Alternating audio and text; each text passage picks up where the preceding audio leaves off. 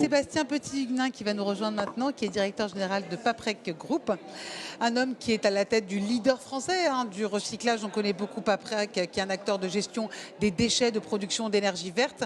Sébastien Petit-Huguenin, bonjour. Vous êtes donc le directeur du groupe Paprec, qui compte notamment plus de 300 sites en France et implanté dans près de 10 pays. C'est un beau bilan, c'est pas mal. Bonjour. Vous fêtez ce mois-ci les 20 ans de Paprec, c'est ça? C'est vos 20 ans d'ailleurs. Alors moi je fête mes 20 ans, Paprec fêtera l'année prochaine ses 30 ans. Ah mais oui. moi je fête mes 20 ans de Paprec, je suis arrivé en octobre 2003. Et donc la BPI fête ses 10 ans, moi mes 20 ans de Paprec, c'est Et vous des êtes champion de la sympas. décarbonation de l'économie, vous? Ouais, nous on est champions de l'économie circulaire des déchets, c'est notre métier. Mon père avait cette intuition qu'on pouvait extraire les matières premières du 21e siècle des déchets. Et il a construit cette entreprise autour de cette intuition forte. Et ça fait 20 ans qu'on poursuit les voies de l'économie circulaire. Alors, recyclage des déchets pour faire des matières premières et puis fabriquer de l'énergie à partir de ça. En 20 ans, vous avez vu une évolution absolument fulgurante, non? Ça a été très vite tout ça, le recyclage, non?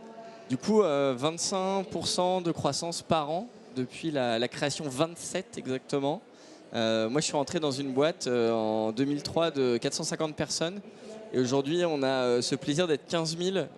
Et un chiffre d'affaires à 3 milliards d'euros l'année prochaine. C'est énorme. Ouais, c'est pas mal. Mais on est fiers du chiffre d'affaires, mais on n'est pas fiers que de ça. On est surtout fiers des valeurs de l'entreprise qui nous ont construites. On a une approche humaniste et la clé du succès de Paprec, c'est la qualité des gens qui y sont. J'imagine que c'est pas facile tous les jours, notamment avec la technologie. Comment vous arrivez à fédérer vos équipes? Alors, les équipes, pour nous, la clé, c'est d'abord de les respecter dans leur diversité. C'est la colonne vertébrale de l'entreprise. Et donc aujourd'hui, tout le sujet de motiver les équipes est bien évidemment au cœur de l'entreprise. Et ça, cette motivation, c'est parce qu'ils travaillent à une planète plus verte. Ça, ils le partagent avec nous. Deux, c'est la confiance qu'on a créée avec eux. Moi, je suis fier d'avoir des salariés qui prennent leur retraite après avoir eu tout un parcours en entreprise. Donc ça veut dire qu'on arrive à leur amener des choses à faire, qui s'y ennuient pas, qui s'y renouvellent, qu'on sait les faire évoluer. La croissance aide bien évidemment à ça.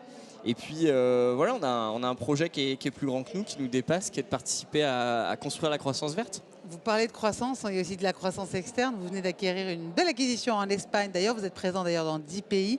Comment est-ce que vous repérez les opportunités? Alors pour le coup, ça fait vraiment partie du travail des dirigeants, donc avec mon frère Mathieu, avec mon père Jean-Luc. C'est très familial. Ouais, on est une boîte familiale, on est à la majorité de nos parts et on a surtout envie que ça continue comme ça. Et donc c'est à la fois des relations directes avec les dirigeants des entreprises qu'on regarde, et puis c'est aussi le fait de s'intéresser à des choses qui nous permettent d'apporter une valeur ajoutée additionnelle sur le marché, faire ce que font déjà les autres, finalement, s'ils le font, c'est qu'ils le font sûrement bien. Par contre, nous, on a vraiment ces solutions d'économie circulaire.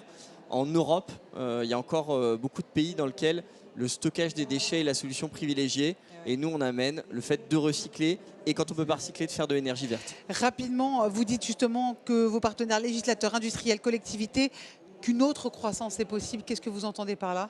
En fait, ce que disent les scientifiques, c'est pas Paprec qui le dit, c'est que c'est possible d'avoir une croissance qui ne va pas épuiser les ressources naturelles. Pour ça, il y a deux piliers.